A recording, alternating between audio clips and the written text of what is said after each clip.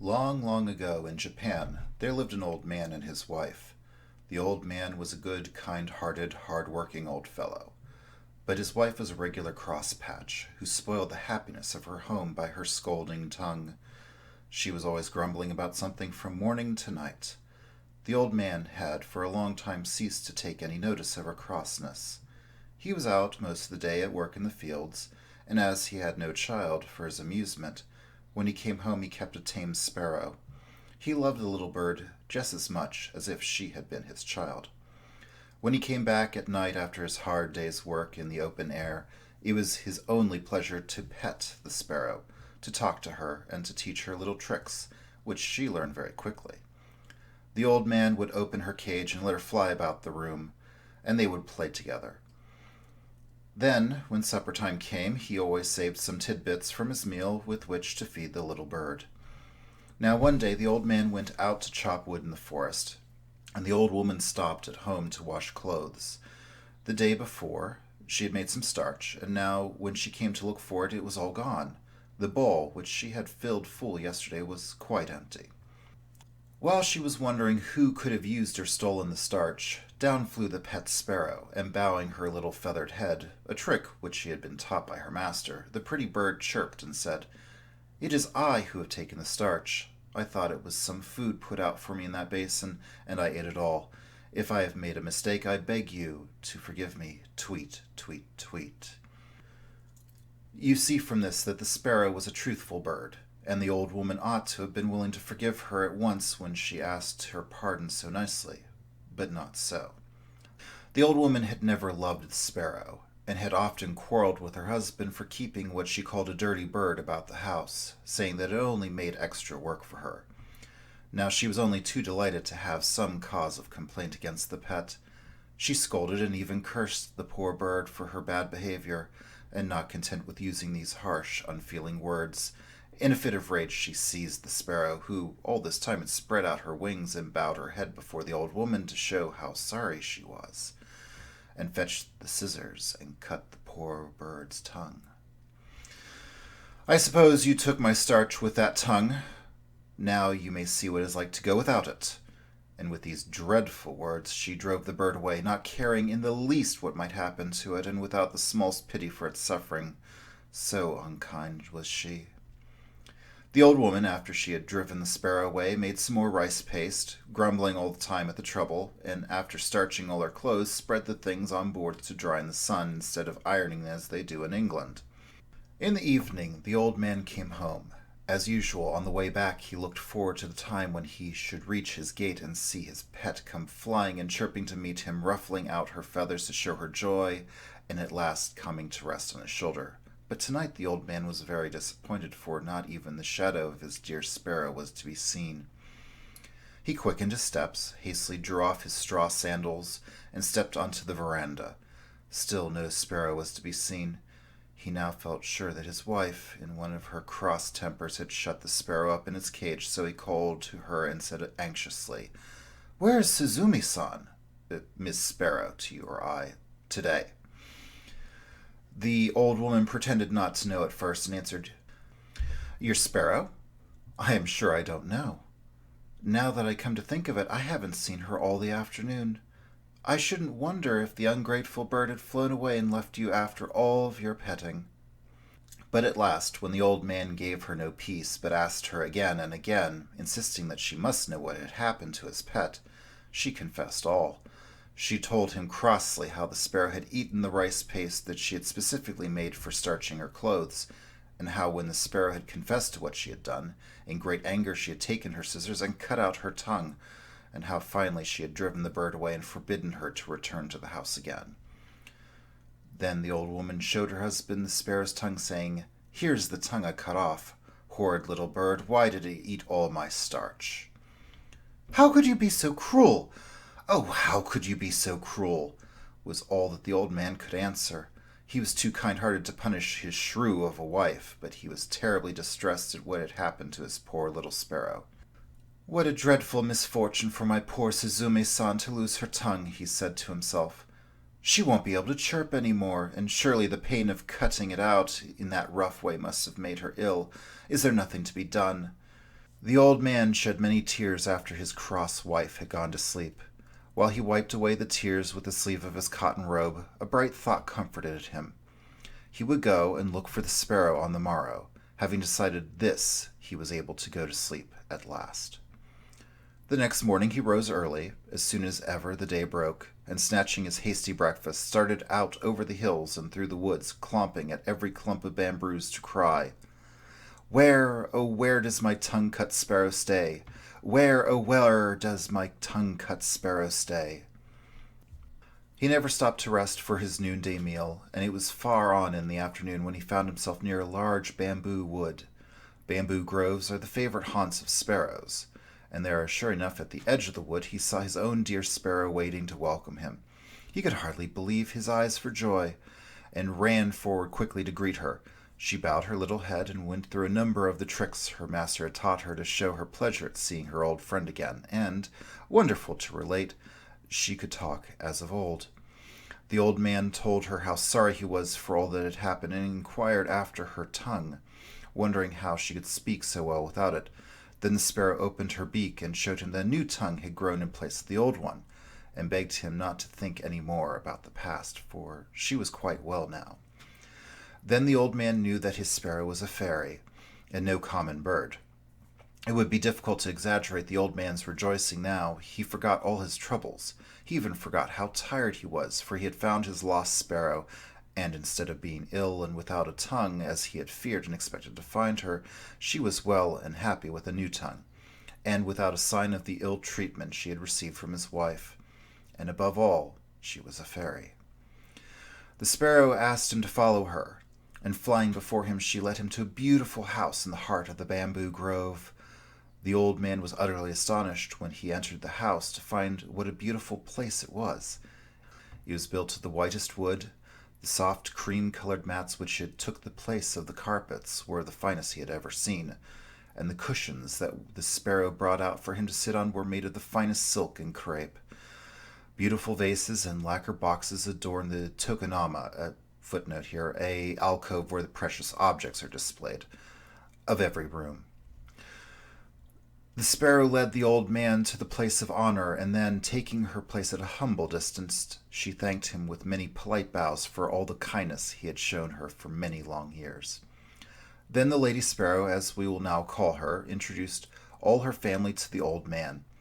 This done, her daughters, robed in dainty crepe gowns, brought in on beautiful old-fashioned trays a feast of all kinds of delicious foods, till the old man began to think he must be dreaming. In the middle of dinner, some of the sparrow's daughters performed a wonderful dance called the Suzumi Odori, or the Sparrow's Dance, to amuse the guest. Never had the old man enjoyed himself so much. The hours flew by so quickly in this lovely spot, with all these fairy sparrows to wait upon him and to feast him and to dance before him. But the night came on, and the darkness reminded him that he had a long way to go and must be thinking about taking his leave and return home. He thanked his kind hostess for her splendid entertainment, and begged her for his sake to forget all she had suffered at the hands of his cross old wife. He told the Lady Sparrow that it was great comfort and happiness to him to find her in such a beautiful home, and to know that she wanted for nothing. It was his anxiety to know how she fared, and what had really happened to her had led him to seek her. Now he knew that all was well, and he could return home with a light heart. If ever she wanted him for anything, she only had to send for him, and he would come at once. The Lady Sparrow begged him to stay and rest several days and enjoy the change, but the old man said he must return to his old wife, who would probably be cross at his not coming home at the usual time, and to his work, and therefore, much as he wished to do so, he could not accept her kind invitation. But now that he knew where the Lady Sparrow lived, he would come to see her whenever he had the time. When the Lady Sparrow saw that she could not persuade the old man to stay longer, she gave an order to some of her servants, and they brought in 2 boxes, one large and the other small. These were placed before the old man, and the Lady Sparrow asked him to choose whichever he liked for a present, which she wished to give him. The old man could not refuse this kind proposal, and chose the smaller box, saying, "I am now too old and too feeble to carry the big and heavy box. As you are so kind as to say that I may take whichever I like, I will choose the small one, which will be easier for me to carry." Then the sparrows all helped him put it on his back, and went to the gate to see him off, bidding him a good-bye with many bows, and entreating him to come again whenever he had the time. Thus the old man and his pet sparrow separated quite happily, and the sparrow showing not the least ill will for all the unkindness she had suffered at the hands of the old wife. Indeed, she only felt sorrow for the old man who had to put up with all of it all his life.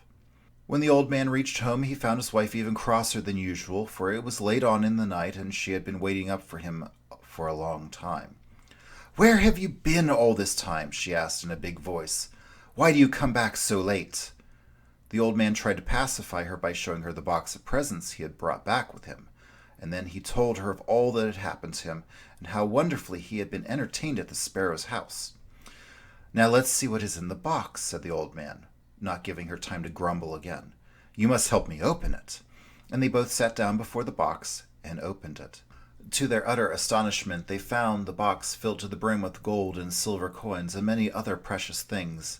The mats of their little cottage fairly glistened as they took out the things one by one and put them down and handled them over and over again. The old man was overjoyed at the sight of the riches that were now his. Beyond his brightest expectations was the sparrow's gift, which would enable him to give up work and live in ease and comfort for the rest of his days. He said, "Thanks to my good little sparrow, thanks to my good little sparrow," many times. But the old woman, after the first moments of surprise and satisfaction at the sight of the gold and silver were over, could not suppress the greed of her wicked nature. She now began to reproach the old man for not having brought home the big box of presents, for in the innocence of his heart he had told her how he had refused the large box of presents which the sparrows had offered him, preferring the smaller one because it was light and easy to carry home. "You silly old man," said she. "Why did you not bring the large box? Just think what we have lost. We might have had twice as much silver and gold as this.